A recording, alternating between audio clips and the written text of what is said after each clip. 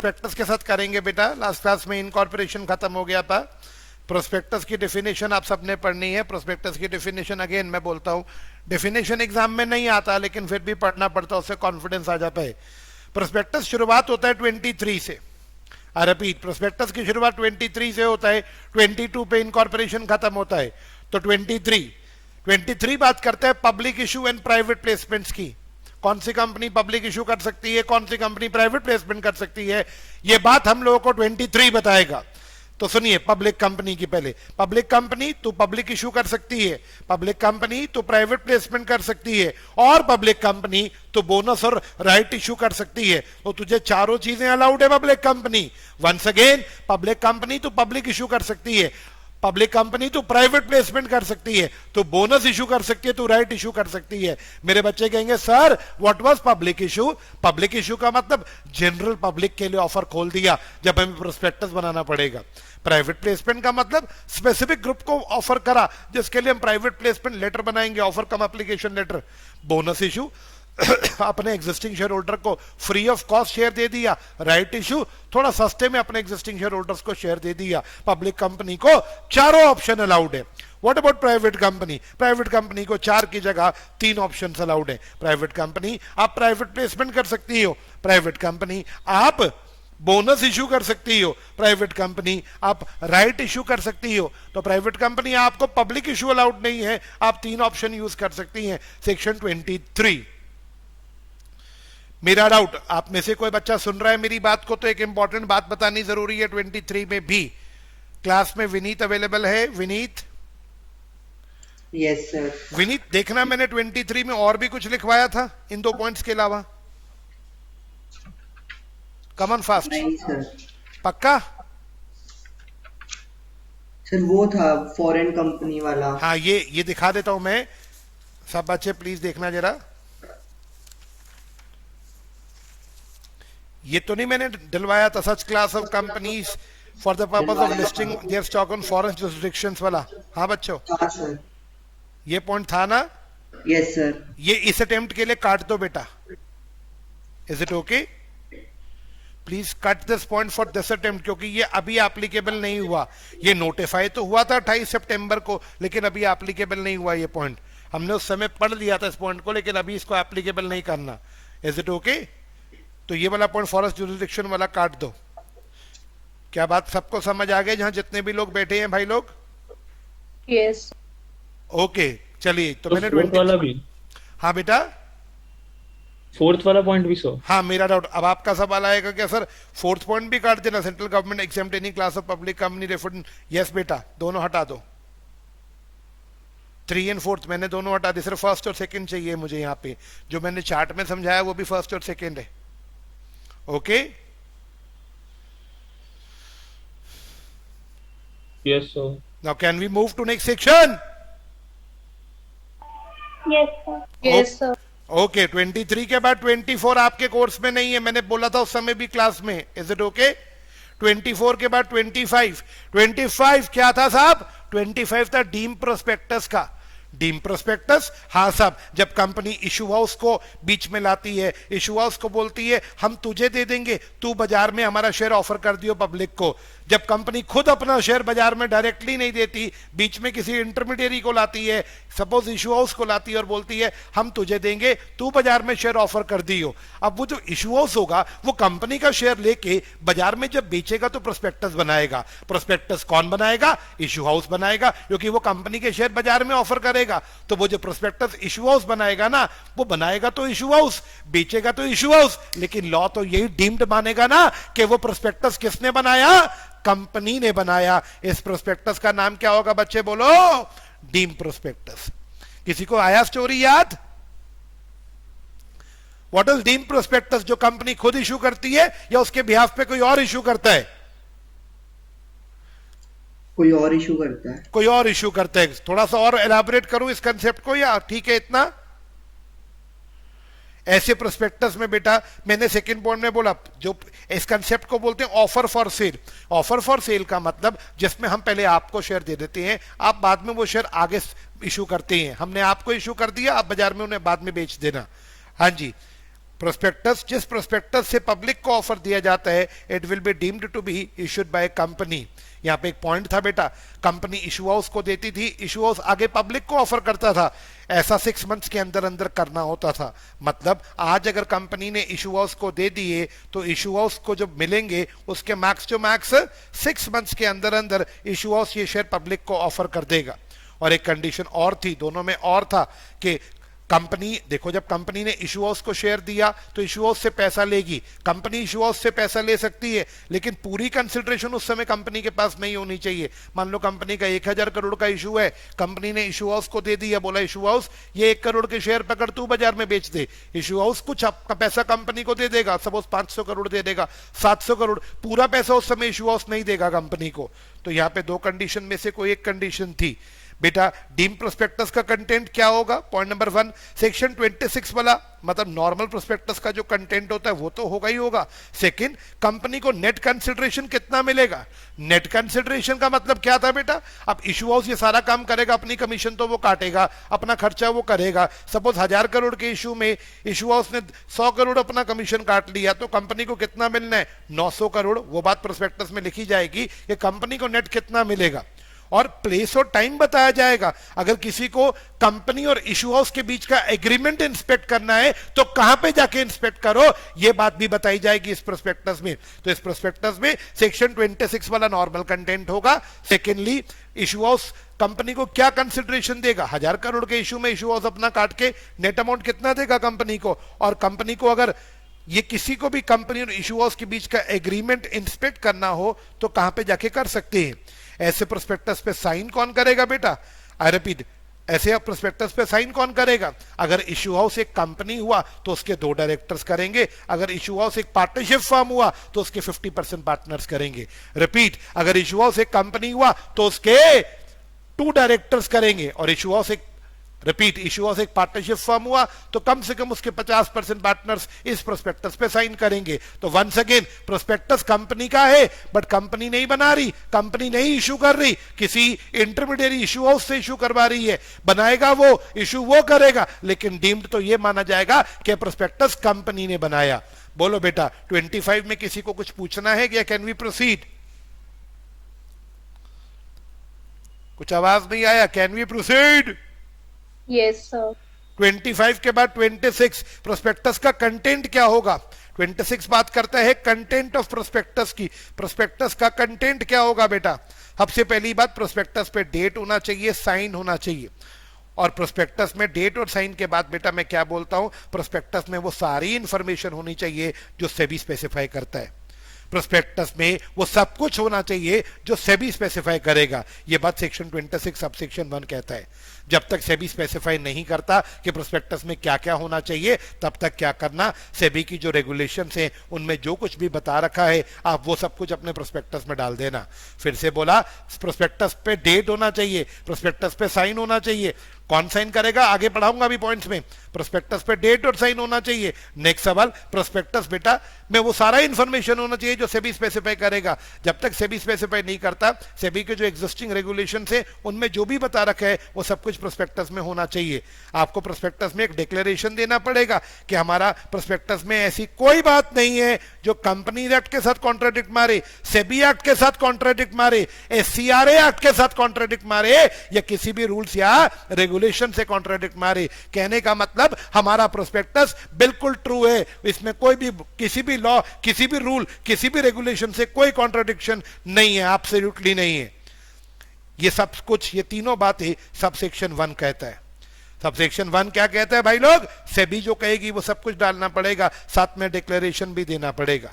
Sub section 2 कहता है लेकिन अगर आप एग्जिस्टिंग मेंबर्स को प्रोस्पेक्टस इशू कर रहे हो, सपोज हम एग्जिस्टिंग मेंबर्स, हमारे मेंबर्स हैं बेटा, हम उन्हें ही प्रोस्पेक्टस दे रहे हैं, हम उनसे या उन्हें एप्लीकेशंस दे रहे हैं बेटा, एप्लीकेशन फॉर्म दे रहे हैं, तो मैंने बोला पॉइंट 1 2 3 यानी 1 2 3 एप्लीकेबल नहीं है। मान लो हम अपने एग्जिस्टिंग शेयर होल्डर्स को ही बेटा इन्वाइट कर रहे हैं, उन्हें प्रोस्पेक्टस में इतना कुछ लिख के जरूरी नहीं है देना। क्यों नहीं है जरूरी लिख के देना? क्योंकि क्या उन्हें कंपनी के बारे में पहले से सब कुछ पता नहीं होगा? यस सर, ऑफकोर्स पता होगा। तो उनके प्रोस्पेक्टस पे पॉइंट 1 2 3 नहीं लगेगा अगर प्रोस्पेक्टस कंपनी अपने एग्जिस्टिंग मेंबर्स या डिबेंचर होल्डर्स को दे रही है। नेक्स्ट सवाल, या फिर अगर आप कोई ऐसा शेयर इशू कर रहे हो जो आज से पहले आपने इशू किया था, आप बिल्कुल सेम यूनिफॉर्म शेयर दोबारा इशू कर रहे हो, जो शेयर आपने पहले इशू किया था वो लिस्टेड है स्टॉक मार्केट में, अब वैसे ही शेयर दोबारा इशू कर रहे हो, तो अगेन प्रोस्पेक्टस में पॉइंट 123 वाली बातें दोबारा लिखने की जरूरत नहीं है। मैंने बोला पॉइंट 123 NA नॉट एप्लीकेबल, तो इन दो केसेस में सबसेक्शन 1 की 123 वाली जो बातें हैं वो नॉट एप्लीकेबल। अगर हम एग्जिस्टिंग मेंबर्स कोई प्रोस्पेक्टस या एप्लीकेशन फॉर्म दे रहे हैं, या फिर बेटा हम लोग कोई ऐसा शेयर इशू कर रहे हैं जो हमने पहले भी इशू किया है, यूनिफॉर्म है बिल्कुल वही शेयर, वो शेयर अगर लिस्टेड है तो अगेन हमें प्रोस्पेक्टस में इतना कुछ लिखने की जरूरत नहीं है। नेक्स्ट सवाल कहता है सेक्शन 26 सब सेक्शन 3 कहता है चाहे बेटा कंपनी का फॉर्मेशन पे प्रोस्पेक्टस इशू करो, चाहे आप बाद में कभी प्रोस्पेक्टस इशू करो, prospectus should be as per sub section 1। चाहे कंपनी जब बनी है तब प्रोस्पेक्टस इशू हो, चाहे बाद में कभी भी प्रोस्पेक्टस इशू हो, तो prospectus should be as per subsection 1। Subsection 1 मतलब सेबी वाली सारी बातें होनी चाहिए, डिक्लेरेशन उसमें होना चाहिए, चाहे प्रोस्पेक्टस कभी भी इशू हो रहा है। पॉइंट नंबर 7 कहता है प्रोस्पेक्टस की एक कॉपी रजिस्ट्रार को फाइल करके आनी है हमने, लेकिन जब फाइल करने जा रहे हो तो मेक श्योर उस पे आपके डायरेक्टर्स के साइन होने चाहिए। प्रोस्पेक्टस पे सर डायरेक्टर के अलावा और भी किसी के साइन होंगे? मैंने बोला पीडी के साइन होंगे, PD stands for propose director. अगर कंपनी में कोई हमने प्रोस्पेक्टस में किसी डायरेक्टर का नाम लिखा था कि ये हमारा प्रपोज डायरेक्टर है, आगे जाके ये डायरेक्टर बनेगा तो उसको भी साइन करने पड़ेंगे। सर के प्रोस्पेक्टस में एक्सपर्ट की स्टेटमेंट भी हो सकती है। हाँ, सपोज हम टेक्सटाइल का बिजनेस शुरू कर रहे हैं तो टेक्सटाइल एक्सपर्ट से हमने एक स्टेटमेंट दिलवाई है अपने प्रोस्पेक्टस में, उसने लिख के दिया है कि ये कंपनी टेक्सटाइल का बिजनेस करेगी, इस कंपनी में टेक्सटाइल में इतना खर्चा आएगा, इतना रिटर्न होगा। ऐसे एक्सपर्ट से अगर हम स्टेटमेंट डलवाना चाहते हैं तो मेक श्योर हम पहले उस एक्सपर्ट का कंसेंट लेंगे, पहली कंडीशन। एक्सपर्ट भाई कंसेंट दे, क्या तेरी स्टेटमेंट हम अपने प्रोस्पेक्टस में डाल सकते हैं? सेकंड, ये एक्सपर्ट वो वाला एक्सपर्ट नहीं होना चाहिए जो कंपनी की फॉर्मेशन में कंपनी के साथ था, क्योंकि वो तो कहीं ना कहीं कंपनी के साथ चिपका हुआ एक्सपर्ट होगा, उसको नहीं, कोई नया एक्सपर्ट होना चाहिए। थर्ड, और एक्सपर्ट अपना कंसेंट विड्रॉ नहीं करेगा। अगर एक्सपर्ट अपना कंसेंट दे रहा है कि ठीक है जी मैंने जो स्टेटमेंट दी है आप प्रोस्पेक्टस में डाल दो, एक्सपर्ट ने अपना कंसेंट विड्रॉ बिल्कुल नहीं करा जब तक हमने प्रोस्पेक्टस फाइल नहीं किया। सिमिलरली ये एक्सपर्ट बिल्कुल नया एक्सपर्ट है तो ऐसे केसेस में बेटा एक्सपर्ट की स्टेटमेंट भी प्रोस्पेक्टस में डाली जा सकती है। सबसेक्शन 5 बोलता है, सबसेक्शन 6 बोलता है प्रोस्पेक्टस के फेस पे आपको मेंशन करना पड़ेगा कि हमने इसकी कॉपी रजिस्ट्रार के पास डिलीवर कर दी है। सेकेंडली, अगर आपने कोई डॉक्यूमेंट भी रजिस्ट्रार के पास जमा करवाया है प्रोस्पेक्टस के साथ तो उस डॉक्यूमेंट का नाम भी प्रोस्पेक्टस के फेस पे डाल देना। अगर आपने प्रोस्पेक्टस में कुछ स्टेटमेंट्स लगाई हैं, मान लो मैंने प्रोस्पेक्टस में कोई भी स्टेटमेंट लगाई अपने प्रोस्पेक्टस में, तो मुझे उसके बारे में भी प्रोस्पेक्टस के फेस पे मतलब फ्रंट पे बताना पड़ेगा। प्रोस्पेक्टस कितने दिनों में इशू करना है बेटा? जिस दिन रजिस्ट्रार को डिलीवर करा है उसके 90 डेज में प्रोस्पेक्टस इशू कर देना, नहीं तो उसके बाद प्रोस्पेक्टस की कोई वैल्यू नहीं है। लास्ट सवाल, डिफॉल्ट का क्या नुकसान है बेटा, जरा देखना बोर्ड पे। सबसेक्शन 6 के बाद सबसेक्शन 8, बीच में सबसेक्शन 7 नहीं आया, यानी वो डिलीटेड है। हाँ जी, अगर आपने सेक्शन को नहीं माना तो कंपनी याद रखना 3 लाख का 50,000 से लेके 3 लाख तक का फाइन आप पे है, और ऑफिसर पे 50,000 से लेके 3 लाख का भी फाइन है। लेकिन आप सब बच्चे देखो, मैंने ऑफिसर को काटा हुआ है, उसकी जगह लिखा है पर्सन्स टू इशू, जिन पर्सन्स ने प्रोस्पेक्टस इशू किया। हम ऑफिसर्स को नहीं पकड़ेंगे सारे, जिन पर्सन्स ने प्रोस्पेक्टस इशू करा वही लोग फाइन के लिए लायबल होंगे। कहना इसे प्रोस्पेक्टस के लिए कौन लायबल होगा? डायरेक्टर्स, क्योंकि यही लोग प्रोस्पेक्टस इशू करती है। यस, तो कंपनी पे और डायरेक्टर पे 50,000 से लेके 3 लाख का फाइन है। नीचे मैंने हैशटैग में लिखा सबसेक्शन 7 ओमिटेड है, तो एक बार जरा सम अप कर लीजिए सेक्शन 26 को। मैंने बहुत ही शॉर्ट में आपके सामने पूरा का सारा पूरा प्रिसाइज प्रेजेंट कर दिया। प्रोस्पेक्टस पे साइन होना चाहिए, सेबी वाली सारी बातें होनी चाहिए, पॉइंट 1, पॉइंट 2 अगर नहीं है तो सेबी, जब तक सेबी रेगुलेशन नहीं बना, जब तक सेबी इसके लिए बताती नहीं है कि क्या क्या डालना है, सेबी की जो एग्जिस्टिंग रेगुलेशन में बता रखा है वो सब कुछ होना चाहिए प्रोस्पेक्टस में बेटा।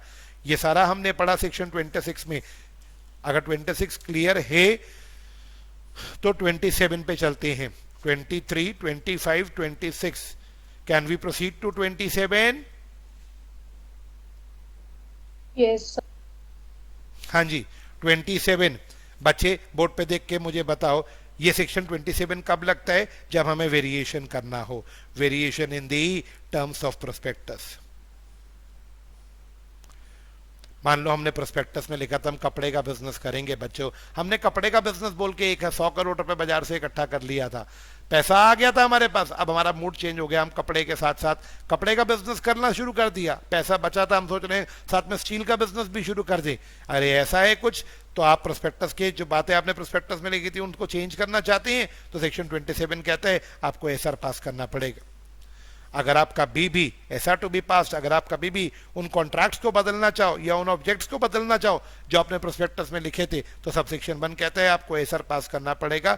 अपनी न्यूज़पेपर, एक इंग्लिश और एक वर्नाकुलर न्यूज़पेपर में जस्टिफाई करना पड़ेगा कि आप चेंज क्यों करना चाहते हैं, साथ में अपने वेबसाइट पे भी डालना पड़ेगा। बेटा आपको बताना पड़ेगा, I repeat, second point, newspaper में डालना है, वेबसाइट पे बताना है।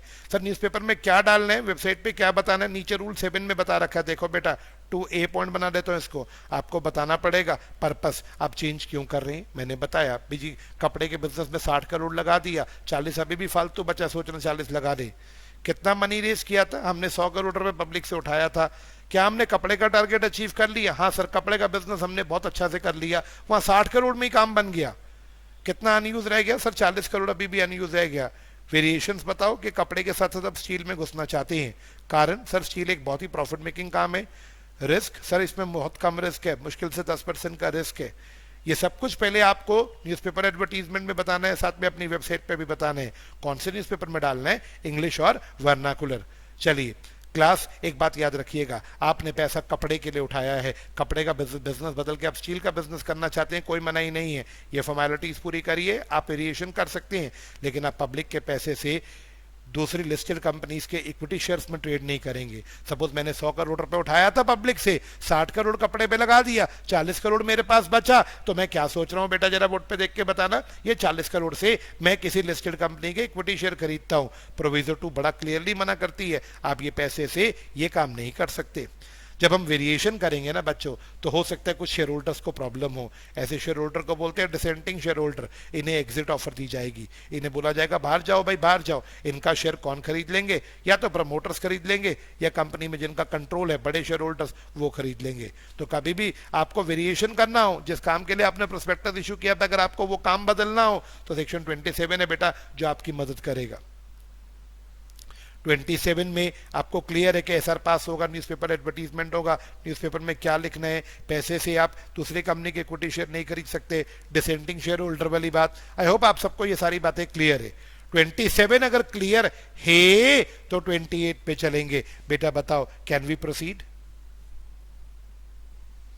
आई एम वेटिंग फॉर यू। कल मुझे एक सजेशन आया था आप में से किसी से कि सर एक सेक्शन खत्म हुआ करे ना तो कुछ सेकंड्स के लिए रोका करो।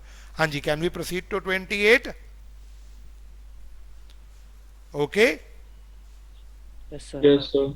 ओके, मेरा डाउट, मेरा सवाल 28 क्या बात करता है साहब? 28 क्या बात करता है, किसी को ध्यान है? अगेन, कोई शेयर होल्डर अपना शेयर सेल करना चाहता है लेकिन कंपनी के थ्रू, कोई शेयर होल्डर्स अपने शेयर बेचना चाहते थे लेकिन वो खुद नहीं बेच रहे, वो कंपनी को कह रहे हैं तू हमारा शेयर बेच दे। उन शेयर होल्डर्स के पास सपोज 100 करोड़ का शेयर है, वो बोले कंपनी एक काम कर, तू हमारा शेयर बाजार में बेच दे। शेयर होल्डर्स अपना सारा शेयर बेचना चाहते हैं, तो बेटा member, certain members intents to offer their shareholding, TP मतलब या तो अपने टोटली सारी शेयर होल्डिंग बेचना चाहते हैं या पार्शली अपने कुछ शेयर पब्लिक को बेचना चाहते हैं कुछ मेंबर्स इसके लिए बोर्ड से बात करेंगे। ओके, कंपनी को बोलेंगे कंपनी आप हमारा शेयर बेच दो, कंपनी इसके लिए प्रोस्पेक्टस निकालेगी बेटा और पब्लिक का शेयर बाजार में बेच देगी, सॉरी पब्लिक को ये शेयर बेच देगी। शेयर कंपनी का नया शेयर नहीं है, किसी शेयर होल्डर्स का शेयर है जो वो कंपनी को कह रहे हैं हमारा शेयर बेच दो। Again this will be offer for sale, क्योंकि कंपनी पुराना शेयर उठा के बेच रही है अपने शेयर होल्डर्स का। तो मेरा डाउट, कंपनी इसके लिए जो प्रोस्पेक्टस निकालेगी उसमें मेंशन करेगी कि अश्मीत सिंह का शेयर है जो हम बेच रहे हैं, लेकिन ये प्रोस्पेक्टस अश्मीत सिंह का नहीं माना जाएगा, बेस तो कंपनी रही है ना अश्मीत सिंह का शेयर, माना जाएगा ये कंपनी का प्रोस्पेक्टस है।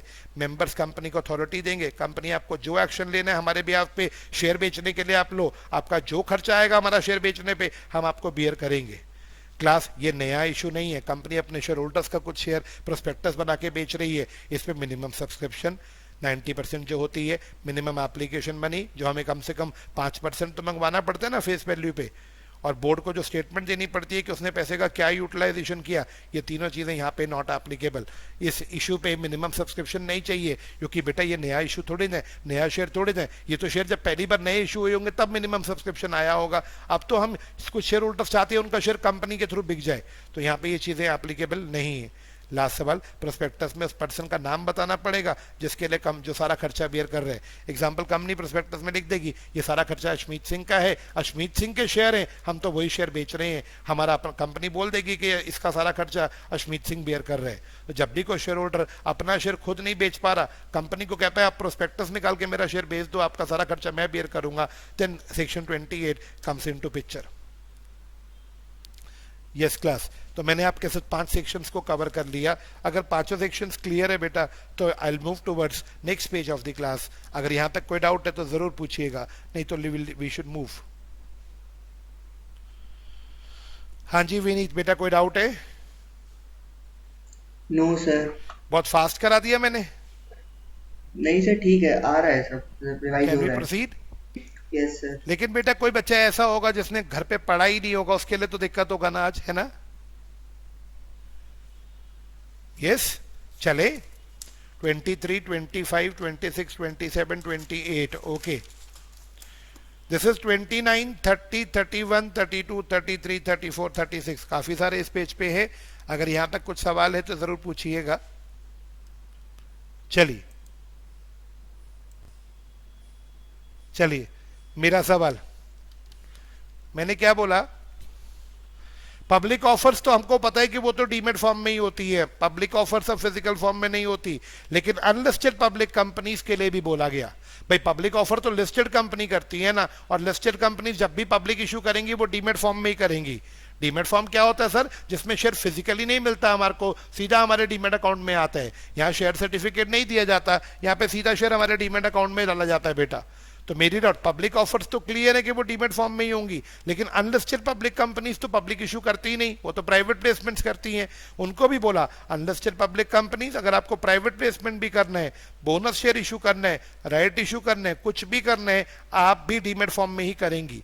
तो पहले फर्स्ट पॉइंट ने लिस्टेड पब्लिक कंपनीज की बात करी, सेकंड पॉइंट शुरू हो गया अनलिस्टेड पब्लिक कंपनीज से, जो क्लियरली बोलता है अनलिस्टेड पब्लिक कंपनीज आप भी डीमेट फॉर्म में ही शेयर इशू करेंगी।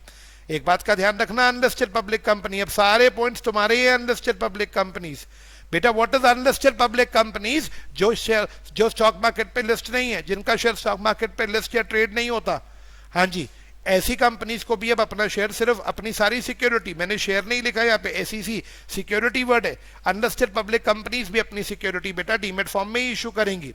और क्या बोला लॉ मेकर ने? उन्होंने कहा कोई भी नई ऑफर, बीबी मतलब बायबैक, कोई भी नई ऑफर या फिर बायबैक या फिर राइट इशू या फिर बोनस इशू, ये तब तक अलाउड नहीं होगा जब तक अनलिस्टेड कंपनी के प्रमोटर, डायरेक्टर और की मैनेजरल पर्संस के पास जो भी सिक्योरिटीज हैं पहले वो डीमेट फॉर्म में कन्वर्ट नहीं होती। तो अनलिस्टेड पब्लिक कंपनी, तुझे एक बात बोल रहा हूं, आगे से तू जो भी सिक्योरिटीज इशू करेगी डीमेट फॉर्म में करेगी, लेकिन एक बात का ध्यान रखियो, अगर तेरे प्रमोटर्स हैं, तेरे डायरेक्टर्स हैं, तेरे केएमपी हैं, इनके पास जो भी पुराना शेयर डिबेंचर पड़ा है पहले उसे डीमेट फॉर्म में कन्वर्ट कर। कम से कम इन 3 लोगों का शेयर तो पहले, इन 3 लोगों की सिक्योरिटी तो पहले डीमेट फॉर्म में कन्वर्ट कर। अगर तू इनकी सिक्योरिटी डीमेट फॉर्म में कन्वर्ट नहीं करती तो हम तेरे को ना तो नई ऑफर करने देंगे, ना बायबैक करने देंगे, ना राइट, ना बोनस इशू करने देंगे बेटा, कुछ भी करने नहीं देंगे।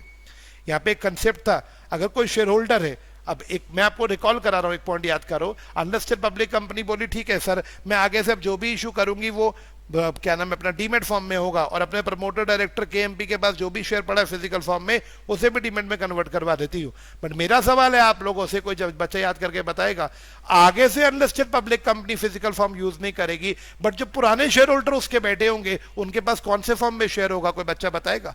उसके एग्जिस्टिंग शेयर होल्डर्स के पास फिजिकल फॉर्म में, फिजिकल फॉर्म में होगा। क्या वो शेयर होल्डर वो शेयर फिजिकल फॉर्म में रख सकते हैं या उन्हें डीमेट फॉर्म में कन्वर्ट करना पड़ेगा? डीमैट फॉर्म में कन्वर्ट करना पड़ेगा। नहीं सलोनी बच्चे, नहीं नहीं नहीं नहीं नहीं नहीं नहीं नहीं सर अगर मतलब अगर मतलब ये है कि अगर उन्हें वो और लाइक सिक्योरिटीज को सब्सक्राइब करेंगे Yes. उसी कंपनी की, Yes. तब उनको डीमैटेरियलाइज फॉर्म में कन्वर्ट करना है। Yes, that is absolutely correct बिल्कुल, मैं अनलिस्टेड पब्लिक कंपनी का शेयर होल्डर हूं, मुझे मेरे पास जो एग्जिस्टिंग शेयर है वो फिजिकल फॉर्म में है, क्या मैं उन्हें फिजिकल फॉर्म में रख सकता हूं? हाँ, रख सकता हूं, लेकिन जब मुझे वो बेचने होंगे तो वो शेयर बिकेंगे नहीं फिजिकल फॉर्म में। एनी शेयर होल्डर जो अपने शेयर बेचना चाहेगा उसे पहले वो शेयर डीमेट फॉर्म में कन्वर्ट करने होंगे। पहले तो ये पॉइंट था। सेकंड, मान लो मुझे बेचने नहीं है, अभी क्या मैं फिजिकल फॉर्म में रख सकता हूं? हाँ सर, रख सकते हो, लेकिन अगर मुझे थोड़े और शेयर खरीदने हुए, सपोज मेरे पास 6 शेयर थे जो फिजिकल फॉर्म में थे, मैं 5 शेयर और खरीदना चाहता हूं, तो 5 तो डीमेट फॉर्म में ही मिलेंगे, लेकिन वो 5 नए सब्सक्राइब करने से पहले जो एग्जिस्टिंग 6 शेयर होंगे उन्हें भी पहले डीमेट फॉर्म में कन्वर्ट करो। Any shareholder intends to subscribe new security have to get his existing security converted first into demat form. This was the rule बेटा। चलिए, वेरी गुड बेटा। अगला सवाल, मैंने एक बात बोली, अगर कंपनी डीमेट फॉर्म में शेयर इशू करेगी तो कंपनी को पहले डिपॉजिटरी से ISIN नंबर लेना पड़ेगा। एनी बच्चा can tell me the full form of this number? Company को डिपॉजिटरी से ISIN नंबर लेना होता है, international security identification number. Vineet बेटा, ISIN number is for a company या फॉर अ सिक्योरिटी? सिक्योरिटी के लिए। अगर एक कंपनी की 4 सिक्योरिटी है, इक्विटी, प्रेफरेंस, म्यूचुअल फंड्स, चल 3 है, तो क्या तीनों के तीनों वो कंपनी आपसे सवाल पूछ रही है कि तीनों के लिए मेरा ISIN नंबर अलग अलग होगा? यस सर, अलग अलग होगा। Yes sir, it is for every security. Company को कुछ फीस देनी पड़ेगी बेटा डिपॉजिटरी को, जहां से ISIN नंबर लेके आएगी, और RTA को, RTA stands for registrar and share transfer agent. ये कौन होता है सर? ये सारा हमारी शेयर होल्डिंग को देखेगा, नजर रखेगा, ये हमारे को सर्विस दे रहा है बेटा। RTA हमारे को सर्विस देता है, हमारा सारा का सारा शेयर्स का हिसाब किताब, उनकी रिकॉर्डिंग वगैरह ये करेगा। तो कंपनी इन दोनों को फीस पे करो। कंपनी को सेबी की बनाई कर डायरेक्शंस और रेगुलेशंस भी फॉलो करनी है बेटा। कंपनी को ध्यान रखना है कि उसने जो सिक्योरिटी डिपॉजिट जमा कराए होंगे डिपॉजिटरी के पास या रजिस्ट्रार के पास, वो कभी भी 2 इयर्स की फीस से कम नहीं होने चाहिए, ऐसा कंसेप्ट पड़ा था। हम डिपॉजिटरी को बेटा 2 फीस देते हैं, एक एनुअल फीस और एक एडमिशन फीस। साथ में हमने जो सिक्योरिटी डिपॉजिट, मान लो डिपॉजिटरी ने बोला एग्रीमेंट में हमें कि आपको सिक्योरिटी डिपॉजिट भी देना है, सिक्योरिटी डिपॉजिट वो बता देगा कितना देना है, but make sure security deposit हमारे 2 साल की फीस से कम नहीं होना चाहिए। ये तो एग्रीमेंट में डिपॉजिटरी बताएगा कि कितना सिक्योरिटी डिपॉजिट आपको उसके पास रखवाना पड़ेगा। एक बात का ध्यान रखना, अगर आपने फीस पे नहीं करी डिपॉजिटरी को, सेबी की रेगुलेशंस फॉलो नहीं करी, या सिक्योरिटी डिपॉजिट मेंटेन नहीं करा, 7, 8, 9 में से किसी भी पॉइंट का वॉल्यूशन करा, तो आपको नया offer not allowed, buyback not allowed, bonus और right issue absolutely not allowed अगर आपने डिफॉल्ट किया है 0.7 का या 0.8 का या 0.9 का। बेटा यहाँ पे सेबी की एक्ट, डिपॉजिटरी एक्ट, सेबी की डिपॉजिटरी पार्टिसिपेंट रेगुलेशन, सेबी की share registrar and share transfer agent regulation, ये सब आप पे एप्लीकेबल है। बेशक आप एक अनलिस्टेड पब्लिक कंपनी हो, अनलिस्टेड कंपनीज पे सेबी नहीं लगता, ये बात आप सबको पता होना चाहिए, लेकिन क्योंकि unlisted public company demat form में शेयर इशू कर रही है, तो बेटा ये सारे रेगुलेशंस और डिपॉजिटरी, यहाँ से सेबी एक्ट काट दो, सेबी एक्ट नहीं आएगा, डिपॉजिटरी एक्ट, सेबी की रेगुलेशंस हैं। डिपॉजिटरी पार्टिसिपेंट रेगुलेशन क्योंकि वो डीमेट फॉर्म में इशू कर रही है तो सिर्फ सेबी की डिपॉजिटरी पार्टिसिपेंट रेगुलेशन, और क्योंकि वो रजिस्टर और शेयर ट्रांसफर एजेंट से भी डील कर रही है तो सेबी की जो register and share transfer agent regulation है, बस ये 2 रेगुलेशन फॉलो करनी है आपको, और डिपॉजिटरी एक्ट फॉलो करनी है। डिपॉजिटरी एक्ट बेटा डीमेट पे जब भी कुछ होता है ना, डीमेट की सारी रिस्पॉन्सिबिलिटी डिपॉजिटरी की होती है, तो उसकी एक्ट है डिपॉजिटरी एक्ट 1996, उसको भी फॉलो करना है इन तीनों को, डिपॉजिटरी एक्ट, सेबी की डीपी रेगुलेशन, सेबी की RTA रेगुलेशन। साथ में 12th पॉइंट कहता है कंपनी को एक PAS 6 नंबर का फॉर्म भरना है। PAS की full form prospectus and allotment of securities 6 number form. साल में 2 बार बेटा ये फॉर्म फाइल होगा, हर साल हाफ ईयर के बाद, एक बार 30 सितंबर जिस दिन खत्म होगा वहां से 60 दिन के अंदर, और दूसरा 31 मार्च जब खत्म होगा वहां से 60 दिन के अंदर। साल में 2 बार बेटा आपको एक फॉर्म भरना है PAS 6। इसमें आपको बताना है आपके टोटल सारे शेयर होल्डर्स के बारे में, कितने शेयर होल्डर्स हैं जिनके पास डीमेट फॉर्म में कन्वर्ट हो चुका है। ये जब फॉर्म भरेंगे आप, मेक श्योर इस पे कोई प्रैक्टिसिंग चार्टर्ड अकाउंटेंट या कंपनी सेक्रेटरी के बेटा साइन होने चाहिए। मैंने CS के साथ प्रैक्टिस में लिख दिया। अगर आपको डीमेट फॉर्म में कोई प्रॉब्लम है, किसी भी शेयर होल्डर को डीमेट फॉर्म में कोई भी दिक्कत आता है, तो आप उसकी शिकायत IEPFA को करो। What is IEPFA? Investor education and protection fund authority. कोई बच्चा मुझे याद कराएगा ये अथॉरिटी का नाम कहां आगे आएगा? अब investor education and protection fund authority. Sir dividend very good. Section Dividend वाले 125, chapter में। सेक्शन 125 डिविडेंड का है ना?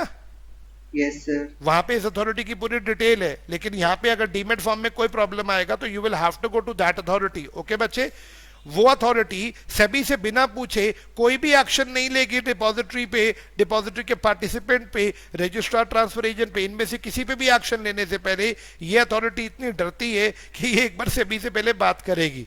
ये पूरा रूल 9A है, ये रूल 9A एप्लीकेबल नहीं है निधि को होली ओन सब्सिडरी पे और गवर्नमेंट कंपनी पे। मान लो कोई निधि कंपनी है जो अनलिस्टेड पब्लिक है, अगर अनलिस्टेड पब्लिक है तो रूल 9A एप्लीकेबल है, लेकिन साथ में अगर वो निधि है तो उस पर रूल 9A नहीं लगता। अगर आप एक अनलिस्टेड पब्लिक कंपनी हो लेकिन साथ में आप गवर्नमेंट कंपनी हो तो भी आप पे रूल 9A नॉट एप्लीकेबल। या आप होली ओन सब्सिडरी हो। What is Holi own subsidiary? जब आपका 100% शेयर कोई होल्डिंग कंपनी खरीद ले तो आप होली ओन सब्सिडरी है। ऐसे केसेस में आप पे ये पूरा रूल एप्लीकेबल नहीं है।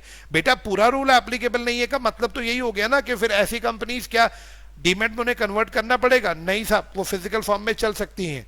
लास्ट सवाल, कंपनी बेटा इन्फॉर्म करा करेगी डिपॉजिटरी को अगर उसको कभी भी डिफरेंस फील हुआ अपने इशूड कैपिटल और capital held in demat form में। सपोज करिए आज जमाना डीमेट का है, कंपनी ने 1 करोड़ शेयर इशू करे लेकिन डीमेट फॉर्म में 98 लाख शेयर इशू हुआ। कंपनी बोली मैंने तो 1 करोड़ शेयर इशू किया था, लोगों ने अपने डीमेट की डिटेल्स दी, 98 लाख लोगों को शेयर्स इशू हुए, 2 लाख लोगों को शेयर इशू नहीं हुआ। क्यों नहीं इशू हुआ? सब लगता है उन्होंने अपने डीमेट अकाउंट डिटेल्स दी नहीं कंपनी को। तो मेरा सवाल, कंपनी ये बात डिपॉजिटरी को इन्फॉर्म कर देगी कि सर मेरा इशूड कैपिटल तो 1 करोड़ का होना चाहिए, मेरा इशूड कैपिटल तो 1 करोड़ का है, पर 98 लाख लोगों ने ही अभी तक मेरा शेयर डीमेट फॉर्म में लिया है, मेरा डाउट। तो this is company to inform depository का पॉइंट था। ये सारा बेटा रूल 9A और सेक्शन 29 है। सेक्शन 29 की तो 1-2 लाइनें ही है, मेन तो सेक्शन रूल 9A है जो आपको पढ़ के जाना है। रूल 9A के बाद सेक्शन 30 जो बात करता है एडवर्टीजमेंट ऑफ प्रोस्पेक्टस की, और रूल 30 बेटा बात करता है एडवर्टीजमेंट ऑफ प्रोस्पेक्टस की। ये क्या बोलता है रूल 30 एडवर्टीजमेंट ऑफ प्रोस्पेक्टस? जब भी आप प्रोस्पेक्टस के लिए कोई एडवर्टीजमेंट देंगे तो उस एडवर्टीजमेंट में मेमोरेंडम का ऑब्जेक्ट क्लॉज में जो लिखते हो ना वो बात, लायबिलिटी क्लॉज में जो मेमोरेंडम में लिखते हो ना वो बात, कैपिटल क्लॉज में और सिग्नेटरीज क्लॉज में जिसमें आप सब्सक्राइबर्स के डिटेल बताते हो, ये सब कुछ आप उस एडवर्टीजमेंट में बताएंगे। जब भी आप कभी प्रोस्पेक्टस के लिए कोई एडवर्टीजमेंट देंगे तो उस एडवर्टीजमेंट में अपने मेमोरेंडम की 4 चीजें, object clause, capital clause, liability clause और लास्ट में जो सब्सक्राइबर्स की डिटेल होती है, ये सब कुछ आप उस एडवर्टीजमेंट में बताएंगे। साथ में आप कंपनी का कैपिटल स्ट्रक्चर भी बताएंगे। What is capital structure? कितना इशूड कैपिटल, कितना पेड अप कैपिटल, ये सब कुछ भी बताएंगे। तो एडवर्टीजमेंट अगर कभी प्रोस्पेक्टस की दोगे तो उसमें ये सब कुछ डालना बेटा जरूरी है। कभी भी एडवर्टीजमेंट देंगे प्रोस्पेक्टस की तो उसमें ये सब कुछ डालना जरूरी है। 30 के बाद बेटा 31 आया जो बात करता है शेल्फ प्रोस्पेक्टस की। कोई बच्चा मुझे याद करके बताएगा what is shelf prospectus? Come on fast.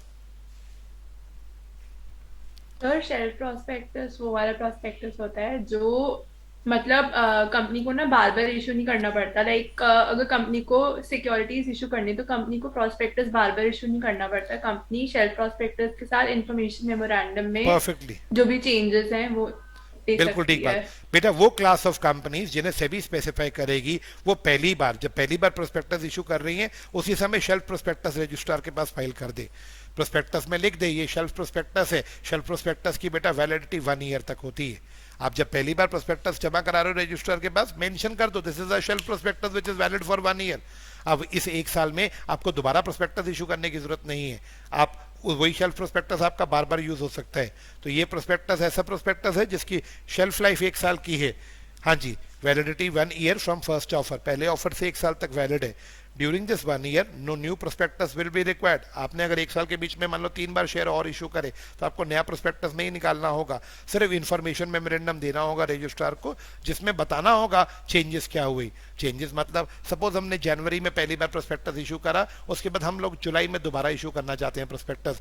जुलाई में प्रोस्पेक्टस की जरूरत नहीं है, जनवरी में जो प्रोस्पेक्टस इशू हुआ था वही जुलाई में काम आ जाएगा। अगर आपने उस समय उस प्रोस्पेक्टस में लिख दिया था कि इसकी वैलिडिटी 1 ईयर की है तो जो जनवरी में इशू हुआ वही जुलाई में काम आ जाएगा। बट बेटा एक काम करना, जनवरी से जून जुलाई तक जो चेंजेस हुई ये तो हमें बतानी पड़ेंगी ना, जन से लेके जून तक। हाँ जी, जो भी आपका जो भी चेंजेस हुई उसके लिए आप एक इन्फॉर्मेशन मेमोरेंडम बनाएंगे, उसमें सारी चेंजेस बताएंगे कंपनी में क्या क्या चेंजेस हुआ। तो और सेकंड, कब तक फाइल करेंगे आरओसी के पास? सब्सिक्वेंट ऑफर से 1 महीना पहले। अगर मेरी सब्सिक्वेंट ऑफर जुलाई में है तो जून तक मैं ये इन्फॉर्मेशन मेमोरेंडम रजिस्ट्रार के पास फाइल करूंगा। बेसिकली इन्फॉर्मेशन मेमोरेंडम में हम चेंजेस बताते हैं पिछले प्रोस्पेक्टस से अब तक कंपनी में क्या क्या चेंज हुआ। बेटा अगर कभी किसी ने एडवांस सब्सक्रिप्शन आपको पे कर दी है, मान लो मेरा प्रोस्पेक्टस पढ़ के ही किसी ने मुझे एडवांस सब्सक्रिप्शन पे कर दी कि जी मुझे भी शेयर इशू कर देना, हम कभी भी किसी से एडवांस सब्सक्रिप्शन लेके उसे जल्दबाजी में शेयर नहीं देने, उसको पहले चेंजेस बतानी है कि भाई कंपनी में चेंजेस हो गई, और अगर वो जाना चाहेगा तो बेटा उसका पैसा उसको रिफंड कर देंगे। बड़ा सिंपल है। 15 दिन में अगर मान लो किसी ने एडवांस सब्सक्रिप्शन पे कर दी, हमने भी ले ली, उस बेचारे ने हमारी कंपनी में जो चेंजेस हुई हैं पिछले 6 महीने में वो नहीं पड़ी थी, हम उसको पहले चेंजेस बताएंगे। अगर वो कहेगा जी मुझे इस कंपनी में नहीं लेने शेयर, हम 15 दिन में उसका पैसा बेटा वापस कर देंगे। क्लास जी शेल्फ प्रोस्पेक्टस हो जो 1 साल तक वैलिड है, इंफॉर्मेशन मेमोरेंडम जिसमें हम चेंजेस करते हैं, इन दोनों की इज्जत कैसे होगी? They will be considered as prospectus of the company. So this is a prospectus which is not at all applicable only for one issue. It can be reissued several number of times in 1 year. बस आपको changes के लिए information memorandum registrar के पास file करना है। That's all for section 31. 31 के बाद 32 आता है जो बात करता है बेटा रेड हैरिंग प्रोस्पेक्टस की। कोई बच्चा याद कराएगा what was red herring prospectus? Sir ये इनकम्प्लीट प्रोस्पेक्टस होता है जो सिर्फ लाइक इनवाइट करते हैं, इसमें लाइक शेयर प्राइस या कितना अमाउंट हो रहा है वो मेंशन इस प्रोस्पेक्टस में शेयर की क्वांटिटी या प्राइस कुछ भी मेंशन नहीं होता। क्या बात क्लियर? यस। ये प्रोस्पेक्टस लोगों से ये प्रोस्पेक्टस तब चाहिए होता है बेटा जब हम बुक बिल्डिंग इशू कर रहे हैं।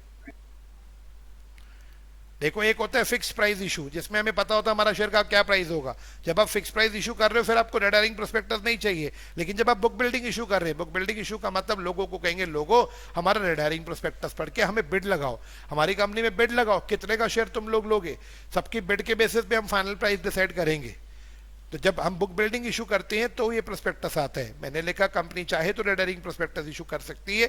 आंसर बड़ा सिंपल है, जब भी बुक बिल्डिंग इशू होगा तब तो हम रेड हैरिंग प्रोस्पेक्टस इशू करेंगे। ये कम से कम एटलीस्ट 3 दिन बिफोर इशू खुलने से कम 3 दिन पहले रजिस्ट्रार के पास फाइल होता है। अगर हमने मान लो रेड हैरिंग प्रोस्पेक्टस में कुछ लिखा था, लोगों को रेड हैरिंग प्रोस्पेक्टस पहले इशू हुआ, लोगों ने बिडिंग करा। अब मैं आपसे सवाल पूछता हूँ, मेरा मान लो रेड हैरिंग प्रोस्पेक्टस में हमने लिखा था अश्मीत सिंह हमारे डायरेक्टर होंगे, लेकिन अश्मीत सिंह ने मना कर दिया, वो बोले मैं नहीं बनूंगा डायरेक्टर। अब जब इशू करेंगे ना हम जब शेयर इशू करेंगे, इशू करने के बाद बेटा हम एक फाइनल प्रोस्पेक्टस बनाएंगे और उसमें अगर कुछ भी चेंज हुआ होगा तो हमें वो बात फाइनल प्रोस्पेक्टस में हाईलाइट करनी पड़ेगी। मान लो रेड हैरिंग प्रोस्पेक्टस में लिखा था कि भैया रेड हैरिंग प्रोस्पेक्टस में लिखा था कि अश्मीत सिंह हमारा डायरेक्टर होगा, बट उन्होंने अश्मीत सिंह ने मना कर दिया कि वो डायरेक्टर नहीं बनेगा, तो मेरा डाउट हमें ये बात जो फाइनल प्रोस्पेक्टस बनेगा उसमें हाईलाइट करनी पड़ेगी।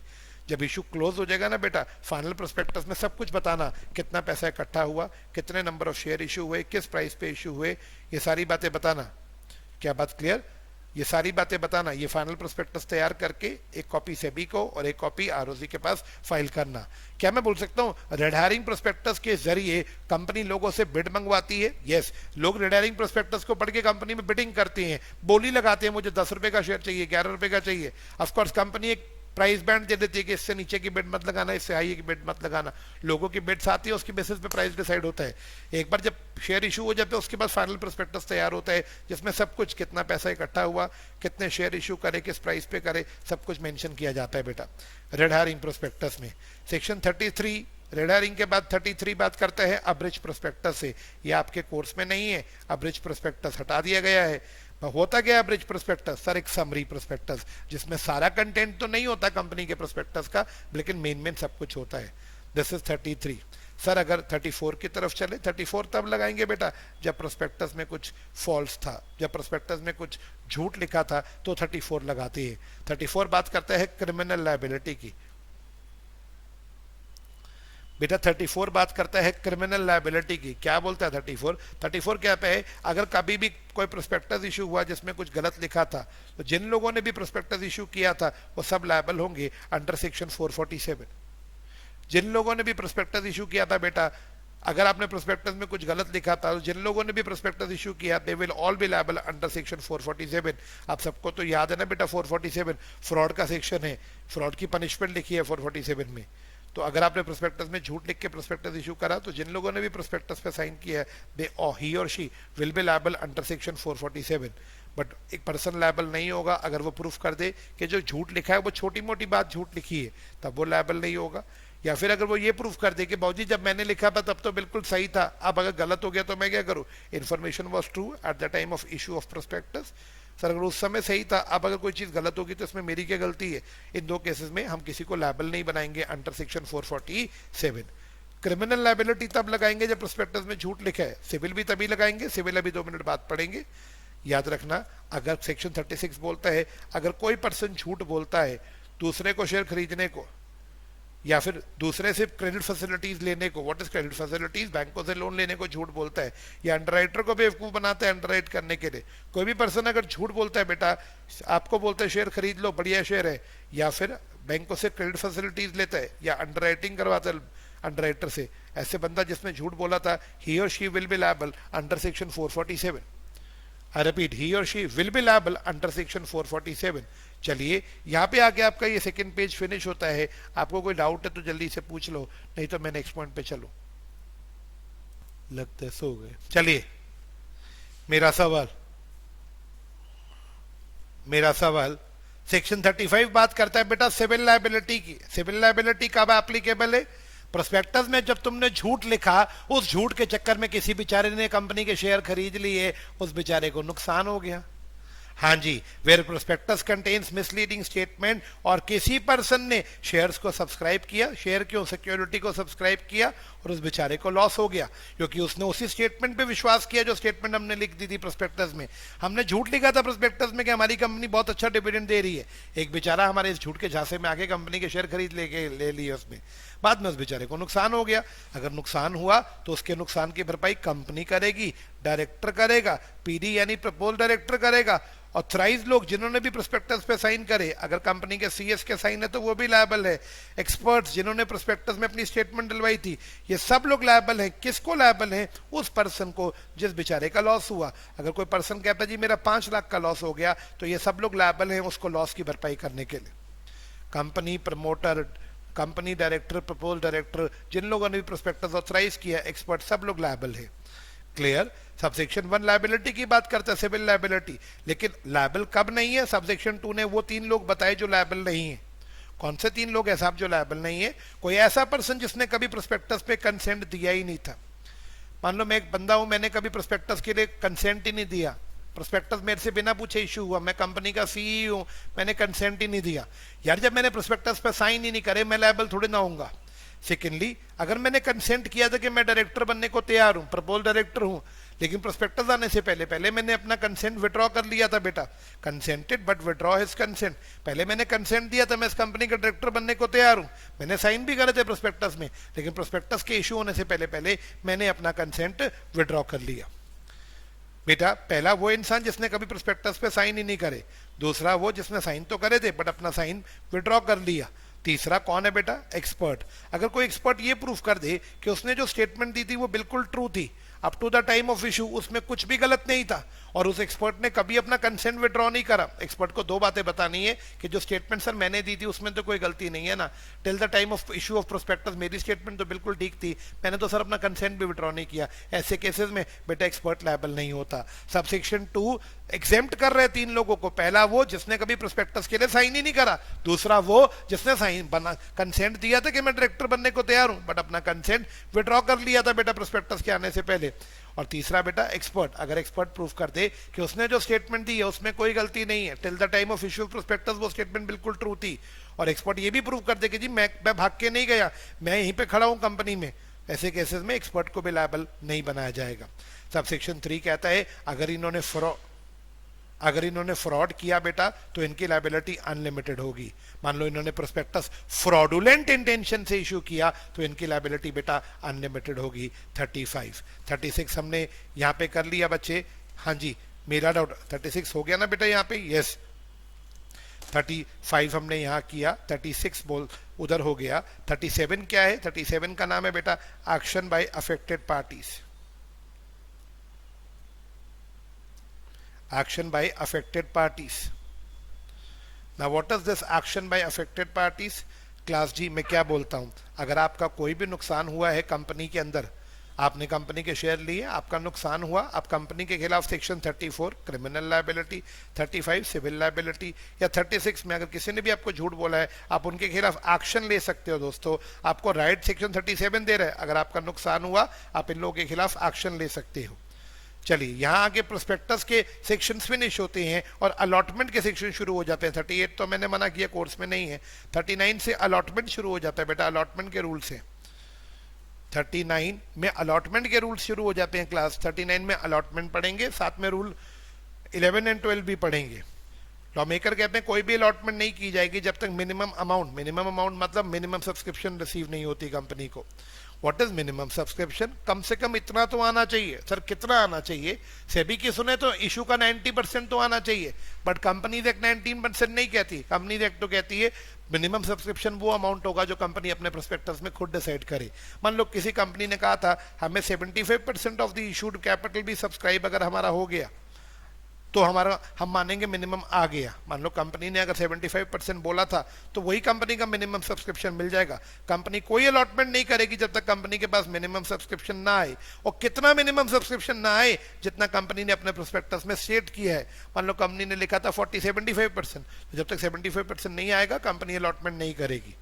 सेकेंड पॉइंट, एप्लीकेशन के समय जो मनी मंगवानी है बेटा वो कम से कम फेस वैल्यू का 5% मंगवाना है। अगर शेयर 10 रुपए का है तो 50 पैसे कम से कम एप्लीकेशन के टाइम आने चाहिए। मिनिमम सब्सक्रिप्शन के बारे में थर्ड पॉइंट फिर से आया जो कहता है मिनिमम सब्सक्रिप्शन अगर 90 डेज के अंदर अंदर नहीं आई from the issue of prospectus तो जितनी भी पैसा आया है लोगों का वो पैसा हमें रिफंड करना पड़ेगा 15 दिन में।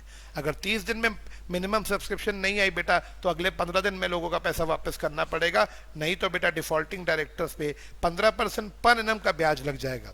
दोबारा बोलता हूं, कंपनीज एक्ट के अकॉर्डिंग प्रोस्पेक्टस इशू होने से 30 दिन में मिनिमम सब्सक्रिप्शन आ जाना चाहिए। नहीं आया तो अगले 15 दिन में बिना किसी ब्याज के लोगों का पैसा वापस कर दो। नहीं करा 30 और 15 में तो उसके बाद बेटा आप पे कितना % का ब्याज है कंपनी के डायरेक्टर्स पे? 15% का। मेरा नेक्स्ट सवाल, बेटा अलॉटमेंट करोगे तो अलॉटमेंट का तो रिटर्न भी भरना पड़ेगा, रिटर्न ऑफ अलॉटमेंट फाइल करना पड़ेगा। PAS 3 नंबर फॉर्म है। जब भी अलॉटमेंट करोगे 30 दिन के अंदर अंदर रिटर्न ऑफ अलॉटमेंट फाइल करेंगे। रजिस्ट्रार को बताएंगे हमने कितना शेयर कैसे अलॉट किया। बेटा मेरा सवाल सब बच्चों से, इस रिटर्न ऑफ अलॉटमेंट PAS 3 के साथ हम अलॉटीज की लिस्ट देंगे बेटा। I repeat my words, list of allottees. I repeat, what is list of allottees? कितने अलॉटीज हैं हम बताएंगे। अगर हमने कॉपी ऑफ रेजोल्यूशन तब इशू होगा जब हमने बोनस इशू किया है। अगर हमने बोनस इशू किया तो उसके लिए OR पास होता है, उसकी कॉपी लगेगी। कॉन्ट्रैक्ट और वैल्यूएशन रिपोर्ट तब लगेगा जब हमने other than cash share issue करे। सपोज हमने किसी क्रेडिटर से मशीन खरीदी थी और उसको शेयर इशू करे तो मशीन का बिल, कॉन्ट्रैक्ट और साथ में मशीन की वैल्यूएशन रिपोर्ट किसी वैल्यूएट से बनवानी पड़ेगी। ये दो चीजें भी PAS 3 के साथ लगेंगी। रिपीट, PAS 3 के साथ अलॉटीज की लिस्ट लगेगी। पहली बात तो ये बोली थी मैंने आपको। साथ में अगर आपने बोनस इशू करा तो OR की कॉपी लगेगी, या फिर अगर आपने other than cash share issue करे तो कॉन्ट्रैक्ट तो किया होगा ना सप्लायर के साथ, कॉन्ट्रैक्ट लगेगा। साथ में उससे जो मशीन खरीदी उसकी वैल्यूएशन करवाएंगे किसी वैल्यूअर से, वैल्यूअर की रिपोर्ट लगेगी। तो ये रिटर्न ऑफ अलॉटमेंट के साथ बेटा फाइल करना जरूरी है, 39 बोलता है। 40 बात करता है लिस्टिंग के बारे में। बेटा कंपनी के लिए लिस्टिंग करवाना जरूरी है। हाँ, अगर कंपनी पब्लिक इशू कर रही है बेटा तो लिस्ट कराना जरूरी है। Company to obtain listing of its securities before making offer of securities. Offer करने से पहले बेटा कंपनी को लिस्ट करवाना पड़ेगा। मतलब मुझे पहले शेयर ऑफर करने हैं पब्लिक को या पहले लिस्ट करवाने हैं? पहले सर आपको लिस्ट करवाना है अपना सिक्योरिटी, उसके बाद ही आप ऑफर करेंगे। और मुझे स्टॉक एक्सचेंज में बताना भी है कि मेरा शेयर कहां पे ट्रेड होगा।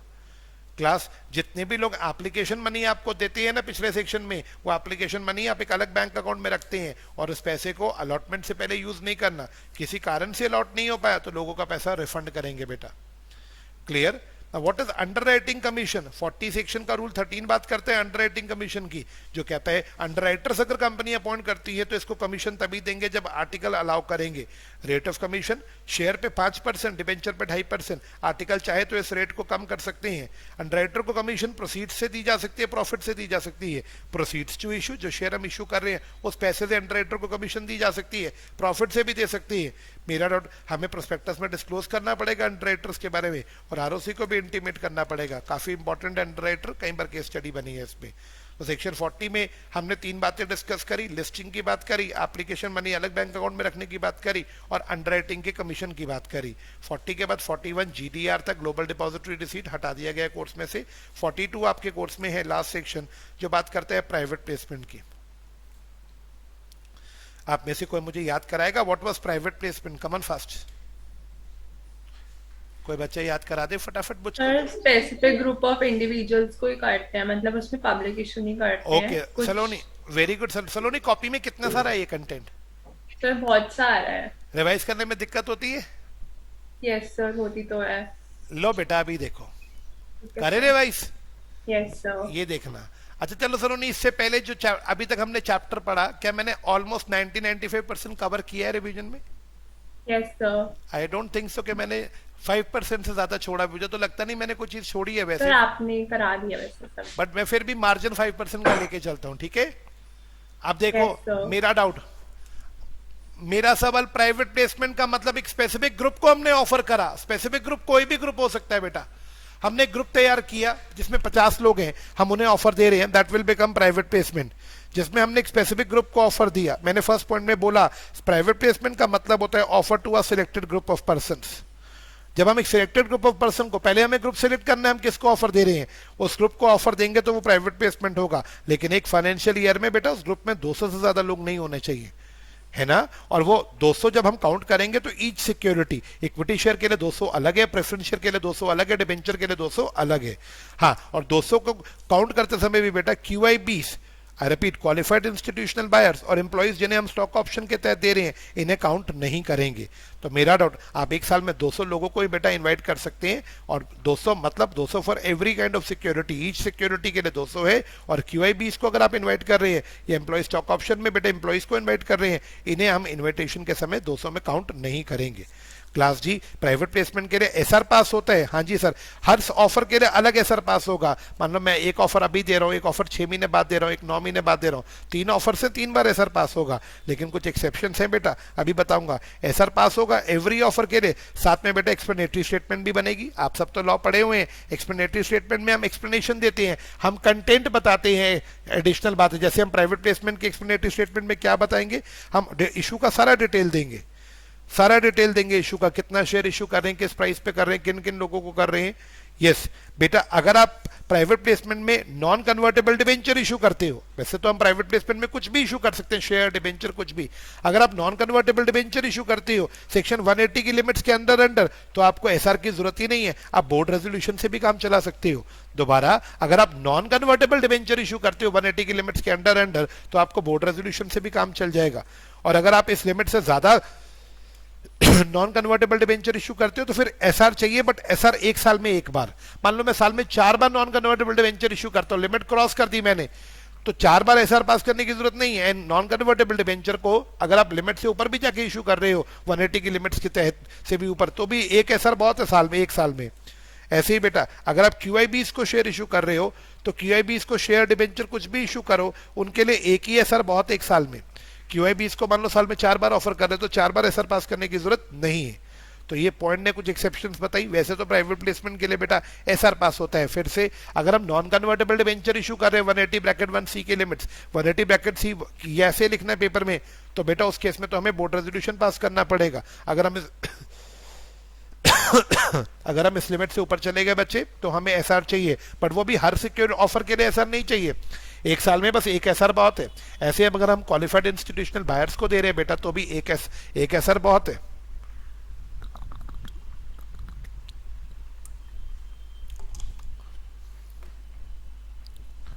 चलिए नेक्स्ट सवाल पे मूव करते हैं। यस, हम पहले लोगों का नाम रिकॉर्ड करेंगे जिन जिनको हमने ऑफर देना है, उसके बाद उन्हें ऑफर देंगे। ऑफर कैसे देंगे? PPOCA, प्राइवेट प्लेसमेंट ऑफर कम एप्लीकेशन लेटर, ये PS4 में होगा। ये हम कितने दिनों में लोगों के घरों में भेज देंगे? 30 डेज के अंदर भेज देंगे। पहले हम लोगों के नाम रिकॉर्ड करेंगे, नाम रिकॉर्ड करने के 30 दिन में हम सबके घरों में प्राइवेट प्लेसमेंट लेटर भेजेंगे। Only person address can apply. अगर मैंने आपको आपके नाम की ऑफर भेजी है बेटा PPOCA में, तो आप ही अप्लाई कर सकते हैं, आपके घर से कोई और अप्लाई नहीं कर सकता। हम जिन लोगों का नाम रिकॉर्ड कर रहे हैं, मान लो हमने 100 लोगों को ऑफर दिया, हम उनका नाम बेटा PS5 में रिकॉर्ड करेंगे। आई रिपीट, लेटर PAS4 में भेजेंगे लेकिन लोगों के नाम PAS5 में रिकॉर्डेड होंगे फॉर्मेट में। बेटा private placement does not allow renunciation. What is renunciation? Renounce करना। सपोज मैंने सलोनी को ऑफर दिया, सलोनी बोली सर मेरी जगह मेरे पापा या मम्मा लेना चाहते हैं, मैं कहूंगा नहीं बेटा रिनाउंसिएशन अलाउड नहीं है। यही बात तो ऊपर भी बोली थी। If offer made to more than 200 person, एक साल में आपको बोला ना 200 लोगों को एक सिक्योरिटी के लिए आप इन्वाइट करोगे, मान लो आपने 250 को इन्वाइट करा, आपको समझ नहीं आता 200 लोगों को बोला था, क्यों बेवकूफी कर रहे हो? अगर आपने 200 से ज्यादा लोगों को इन्वाइट किया बेटा तो आपका ये ऑफर प्राइवेट प्लेसमेंट की जगह पब्लिक ऑफर माना जाएगा। फिर पब्लिक ऑफर के सारे रूल्स, प्रोस्पेक्टस वगैरह सब कुछ एप्लीकेबल हो जाएगा बेटा।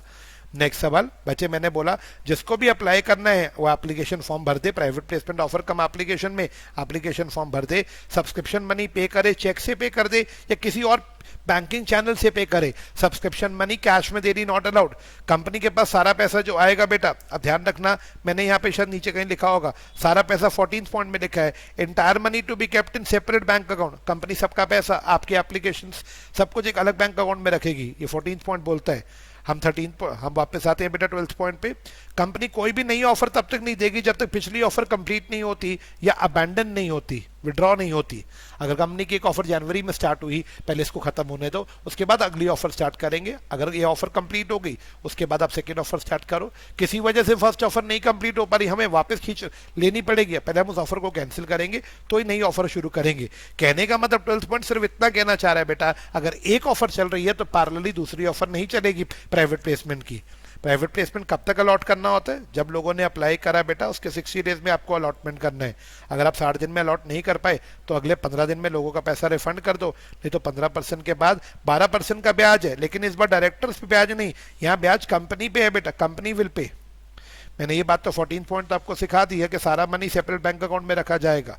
प्राइवेट प्लेसमेंट में पब्लिक एडवर्टीजमेंट अलाउड नहीं है बेटा, I repeat public advertisement not allowed in private placement. और इसका भी रिटर्न ऑफ अलॉटमेंट तो फाइल होगा ना, जिसमें हमें बताना पड़ेगा हमने कितना शेयर अलॉट किया, कितने दिनों में फाइल होगा। रिटर्न ऑफ अलॉटमेंट 15 दिन में फाइल होगा ROC के पास। तो यहाँ पे आके हमने प्राइवेट प्लेसमेंट को समझाया बेटा। मेरा डाउट, इसके साथ हमारा ये चैप्टर फिनिश होता है। I repeat my words, here comes an end to this chapter. किसी को मेरी आवाज आ रही है? Hello hello hello. Yes sir. Yes. ज्यादा जल्दी नहीं करा दिया मैंने चैप्टर? ओके चलिए।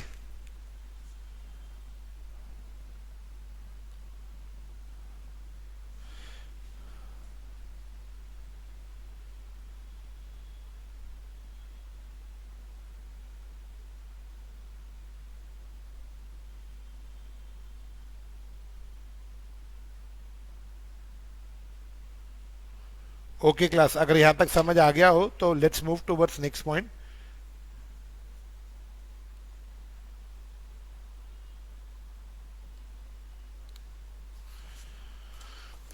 क्लास ये क्वेश्चन देखना एक बोर्ड पे,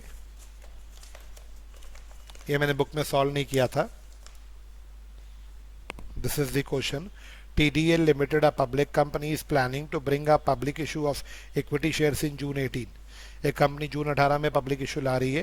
कंपनी ने अंडरराइटर्स अपॉइंट किए शेयर सब्सक्राइब करने के लिए। एक चार्टर्ड अकाउंटेंट आप है, आप बोर्ड का चेकिंग करिए about the provisions of underwriting commission. Direct question है, अंडरराइटिंग कमीशन के बारे में पूछ रहा है। We have the content, can we write the content in underwriting commission class? हो जाएगा अंडरराइटिंग कमीशन का डायरेक्ट क्वेश्चन। ये केस स्टडी पढ़ी, अंडरराइटिंग कमीशन पे केस स्टडी है एक। The board of directors of a company decide to pay 5% of the issue price as underwriting commission to the underwriters. On the other hand, articles में बेटा permit था 3%। Board 5% देना चाह रहा है अंडरराइटर को कमीशन, बट आर्टिकल में 3% लिखा है। बिना पढ़े मैं बता देता हूं, आर्टिकल की चलेगी या बोर्ड की चलेगी, आप लोग बताओ। हाँ जी, किसकी चलेगी? Any person? Sir article. मैं यहाँ रिवीजन में भी दिखा देता हूँ कहाँ गई मेरी अंडरराइटिंग कमीशन। ये देखो, ये देख लो, अगर आपको ये पेज दिख रहा है, शेयर पे कितना है 5%, डिबेंचर पे कितना है 2.5%। एओए नीचे की तरफ एरो जा रही है, इसका मतलब एओए चाहे तो इन रेट्स को कम फास्ट, एओए चाहे तो इन रेट्स को कम कर सकता है। अब इस कंपनी में एओए ने 5 की जगह 3 कर दिया, आर्टिकल की चलेगी। फिर बोर्ड ने सेकंड बात ये डिसाइड करी है कि कमीशन को प्रोसीड्स ऑफ शेयर कैपिटल से दिया जाएगा। हाँ, प्रोसीड्स ऑफ इशू से देना कोई गलत बात नहीं है, आपके पास प्रॉफिट है प्रॉफिट से दे दो, नहीं तो प्रोसीड्स ऑफ इशू से दे सकते हो, कोई मना ही नहीं है। बताओ जी, बोर्ड का डिसीजन वैलिड है? बोर्ड का सेकंड डिसीजन तो वैलिड है कि वो प्रोसीड्स ऑफ कैपिटल से दे सकते हैं, बट बोर्ड का पहला डिसीजन गलत है। 5% नहीं देना बेटा, 3% देना है। क्या मैं ठीक बोल रहा हूं? आई रिपीट, 5% देना है या 3%? कमन फास्ट 3%। 3%। पक्का? Yes sir. चलो मेरे साथ लिखोगे फटाफट आंसर, बहुत दिन हो गए कोई आंसर नहीं लिखा। Can we proceed? सेक्शन कौन सा है बेटा और रूल कौन सा है? अगर सेक्शन और रूल लर्न है तो the given problem relates to the provisions of section. Come on fast 41। 41 हमारे कोर्स पे नहीं है बेटा। 40 कॉमा रूल 13, और 40 के साथ रूल कौन सा है बेटा? 13, क्योंकि 40 सेक्शन 40 में तो बहुत कम लिखा है इसके ऊपर, मेन तो रूल 13 में लिखा है। Section 40 comma rule 13 of, rule 13 किसका? चैप्टर कौन सा चल रहा है? प्रोस्पेक्टस का, तो rule 13 of companies prospectus and allotment of security rules 2014 under companies act 2013। ये दो चीजें डाल दी मैंने। आई रिपीट, मैंने एग्जामिनर को पहले सेक्शन का नंबर बता दिया, और अगर रूल है यहाँ पे, रूल मुझे याद है तो मैंने रूल का नंबर बता दिया, नहीं है याद तो कोई बात नहीं बेटा।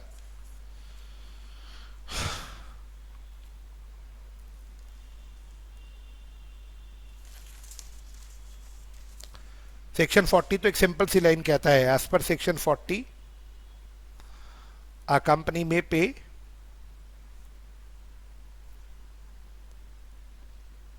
underwriting commissions as prescribed। 40 में भी बेसिकली सब सेक्शन 6 है जो कहता है a company may pay underwriting commission as prescribed। 40 में तो इतना ही है बेटा, इसको मैंने 2 का ए बना दिया, 2 का B as per rule 13। Following are some conditions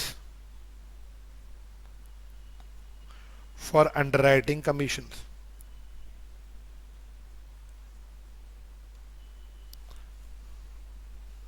क्या है भाई लोग conditions? Condition arrow 1, articles of a company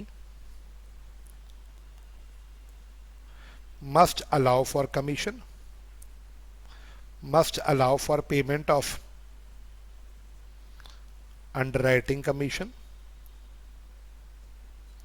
articles allow करने चाहिए। Second, the rate of commission shall be maximum 5% on shares and maximum 2.5% on debentures। However, articles may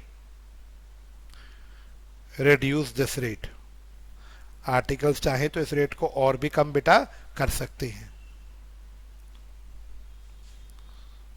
ठीक है, मेरा doubt, the commission में be paid out of profits of the company or proceeds of issue। बेटा इतना ही है ना commission के बारे में रूल 13 में? ये तीनों बातें मैंने लिख दी। अगर मैं सच बोलूं तो इन दो बातों पे तो क्वेश्चन भी है, इन दो बातों पे तो। थर्ड पॉइंट में क्वेश्चन को 2 लाइनों से ज्यादा में एक्सप्लेन नहीं करना in the given problem. In the given problem किसी को कंपनी का नाम ध्यान है बेटा? क्या नाम था कंपनी का? सर नाम नहीं है कंपनी का। कंपनी का कोई नाम ही नहीं है। The board of the company decided to pay the board of the company decided to pay 5% commission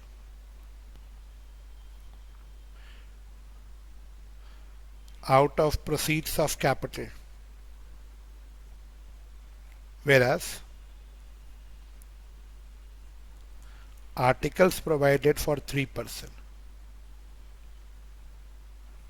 यही हुआ क्वेश्चन में. On the basis of above explanation,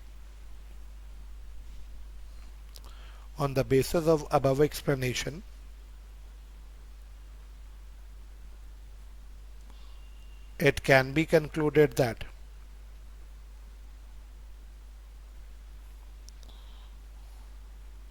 board's contention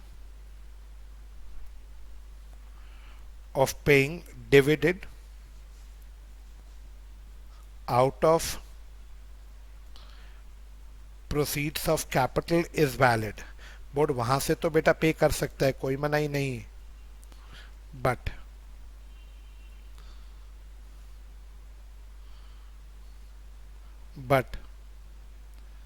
the rate of commission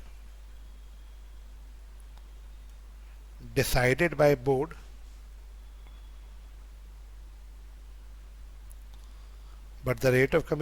as decided by board to be 5% is not valid, since AOA provided 3%. So, full stop लगा के, so company can pay 3% as underwriting commission out of, हाँ जी बेटा, company can pay 3% as underwriting commission out of proceeds of capital. बेटा ये मेरी main line हो गई, मैंने इसको अंडरलाइन भी कर दिया. क्वेश्चन की जो डिमांड है वो ये लास्ट लाइन में मैंने पूरी जस्टिफाई कर दी. चलिए इसको आप पूरा कर लीजिएगा और आज के लिए क्लास को वाइंड अप करते हैं. नेक्स्ट क्लास में जब मिलेंगे तो हम लोग आपके साथ प्रोसीड करेंगे नेक्स्ट टॉपिक शेयर कैपिटल के साथ.